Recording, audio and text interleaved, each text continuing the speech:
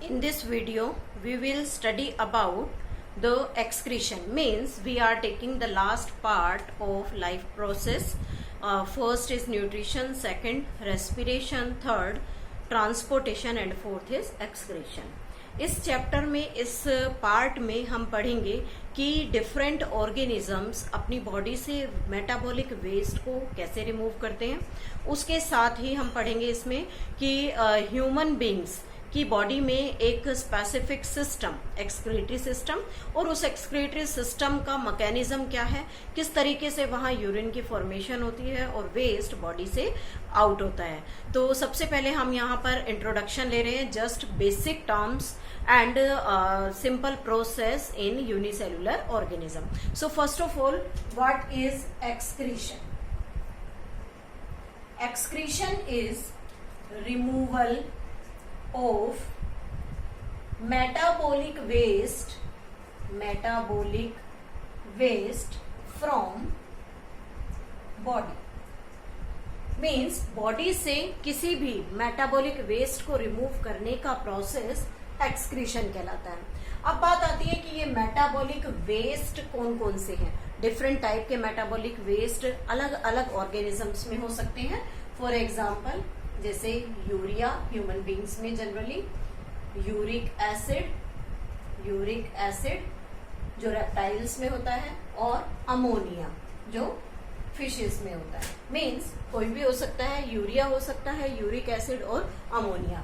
जब हम तीनों को कलेक्टिवली पढ़ते हैं तो हम इन्हें क्या बोलते हैं, nitrogenous waste. These are known as nitrogenous waste because all these three contain nitrogenous waste. You can say the nitrogen containing compound. So these three are different nitrogenous waste which are excreted by a different group of organism.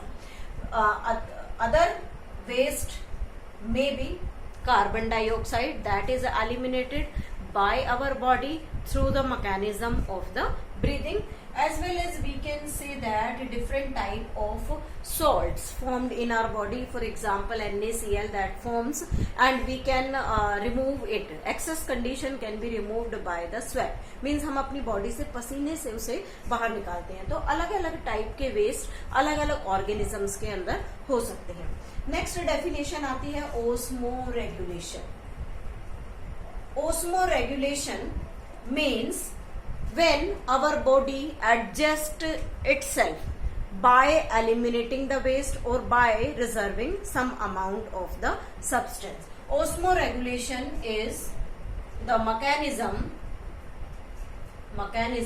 of maintaining water and salt balance in the body. This is known as osmoregulation. उसके बाद एक और term आती है homeostasis. Homeostasis means जब हमारी body में salt और वाटर का टेम्परेचर बैलेंस रहता है तो हमारी बॉडी का टेम्परेचर भी नॉर्मल रहेगा. So maintenance of body temperature is known as homeostasis. So these are three different terms related to the excretion. Now next is the excretion in unicellular organism. Means unicellular organisms में excretion का क्या method होता है. तो यहाँ हम consider कर रहे हैं स्पेशली अमीबा को, because this amoeba is unicellular organism.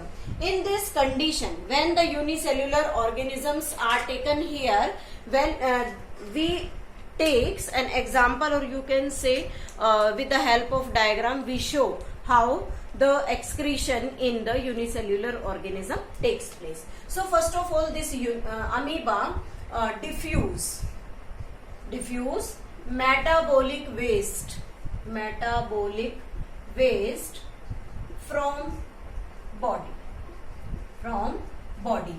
And इस प्रोसेस में, मेटाबॉलिक वेस्ट को रिमूव करने के इस प्रोसेस में जो ऑर्गेनेल हेल्प करती है that is contractile vacuole. Important है, कॉन्ट्रैक्टाइल वैक्यूल।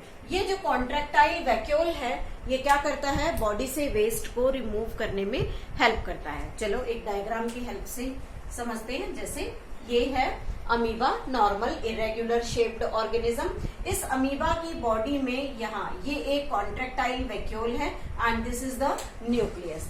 क्या होगा कि ये कॉन्ट्रैक्टाइल वैक्यूल सबसे पहले क्या करता है, सेल के अंदर प्रेजेंट साइटोप्लाज्म में जो एक्सेस वाटर है उसको अपने अंदर विड्रॉ कर लेता है। सेकेंड थिंग, बॉडी के अंदर जो भी एक्सेस सॉल्ट प्रेजेंट है उस सारे एक्सेस सॉल्ट को एब्जॉर्ब करके इस कॉन्ट्रैक्टाइल वैक्यूल में फिल कर लेता है।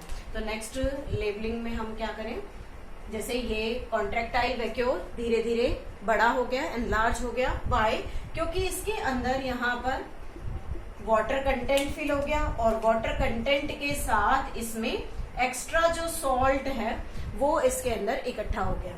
तो इस कॉन्ट्रैक्टाइल वैक्यूल में हम लिख सकते हैं वाटर प्लस मेटाबॉलिक वेस्ट। कोई भी मेटाबॉलिक वेस्ट हो सकता है, metabolic waste of the body. Cytoplasm से इसने सारा वेस्ट और सॉल्ट जो भी एक्स्ट्रा था वो विड्रॉ करके और इस कॉन्ट्रैक्टाइल वैक्यूल में सेट कर लिया। फिर क्या होगा, ये कॉन्ट्रैक्टाइल वैक्यूल यहाँ से मूव करना स्टार्ट करेगा और मूव करके जो सेल की मेम्ब्रेन होती है उस सेल मेम्ब्रेन के पास आकर चिपक जाता है और उसके चिपकने के जस्ट बाद ही इसमें बस्टिंग होती है। ये कॉन्ट्रैक्टाइल वैक्यूल यहाँ से फट जाएगा और इसके अंदर जो भी कंटेंट स्टोर है वो सारा कंटेंट यहाँ से रिलीज होकर आउटर सराउंडिंग के अंदर चला जाएगा और बॉडी की जो मेम्ब्रेन है वो दोबारा से नॉर्मल हो जाएगी। तो इसने क्या किया, ये कॉन्ट्रैक्टाइल वैक्यूल था, इस कॉन्ट्रैक्टाइल वैक्यूल की बस्टिंग हुई और इसकी बस्टिंग से इसके अंदर प्रेजेंट जो सोल्ट का अमाउंट था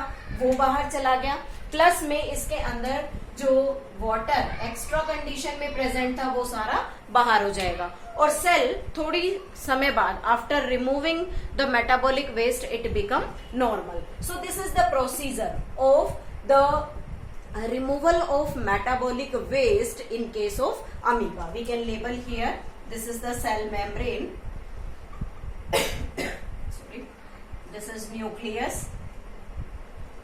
Generally it is known as vacuole, but when it starts removal of the waste and helps in the excretion, then it starts the forming the contractile vacuole. So this is all about the excretion in the amoeba. Now the next is the excretory organs. Excretory organs in different organisms, different multicellular organism, multicellular organism.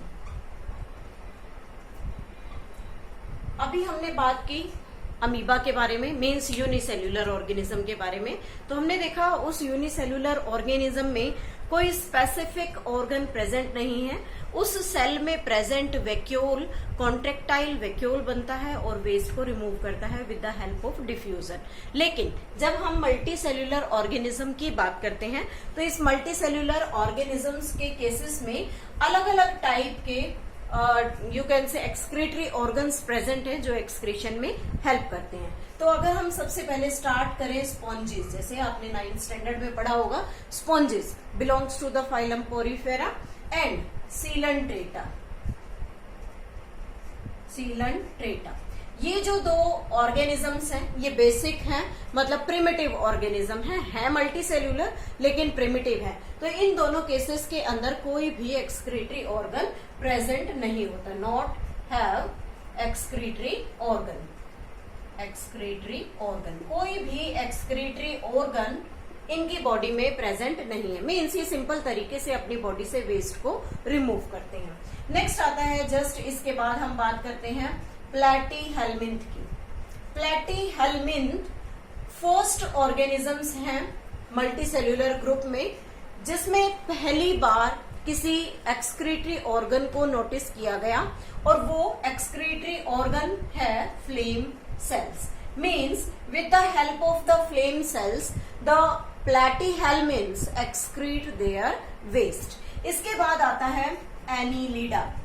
Annelida, the group of organisms which have rings on their body. पूरी body पर ring like structure होता है, उसे हम क्या कहते हैं? Annelida. And these Annelidas have the excretory organ as Nephridia. उसके बाद हम बात करते हैं फाइलम आर्थ्रोपोडा की.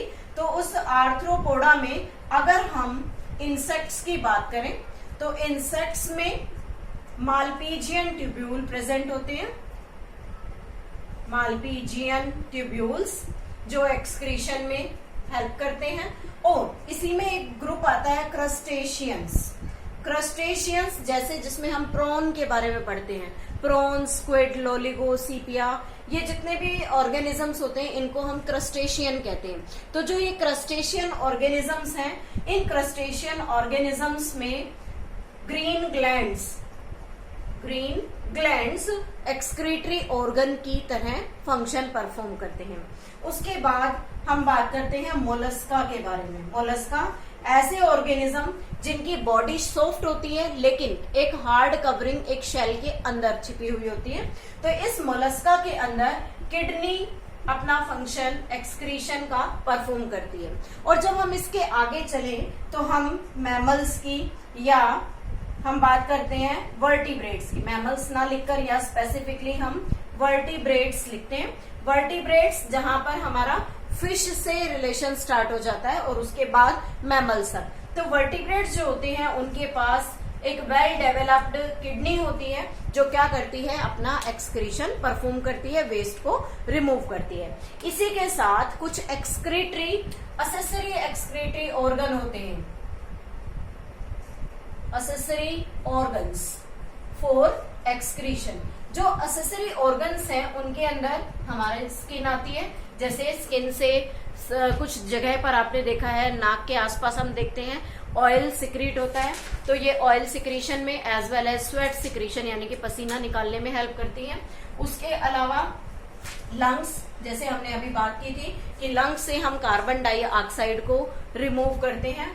उसके अलावा हमारी बॉडी के अंदर डिफरेंट ग्लैंड्स हैं जैसे सुडोरिफेरस ग्लैंड, स्वेट ग्लैंड. तो ये जो असेसरी ऑर्गन्स होते हैं ये क्या करते हैं? बॉडी से वेस्ट को रिमूव करने का काम करते हैं. तो यहाँ पर हम डिफरेंट ग्लैंड्स लिख सकते हैं. उन ग्लैंड्स के अंदर हमारा सिरुमिनस ग्लैंड आता है. सिरुमिनस ग्लैंड, लैक्रेमल ग्लैंड है. सिरुमिनस ग्लैंड जो कान में जो हमारा ईयर वैक्स बनता है उसको रिमूव करता है. लैक्रेमल ग्लैंड जो हमारे आंख से आंसू निकलते हैं, उस आंसू में हमारी बॉडी का जो सॉल्ट होता है वो प्रेजेंट होता है, प्लस उसमें एंजाइम्स हैं जो हमारी आईज को क्लियर करने में हेल्प करते हैं. तो डिफरेंट टाइप्स के असेसरी ऑर्गन्स हमारी बॉडी में है other than this kidney which helps in removal of the waste from our body. In the next video we will study about the excretory system in human beings.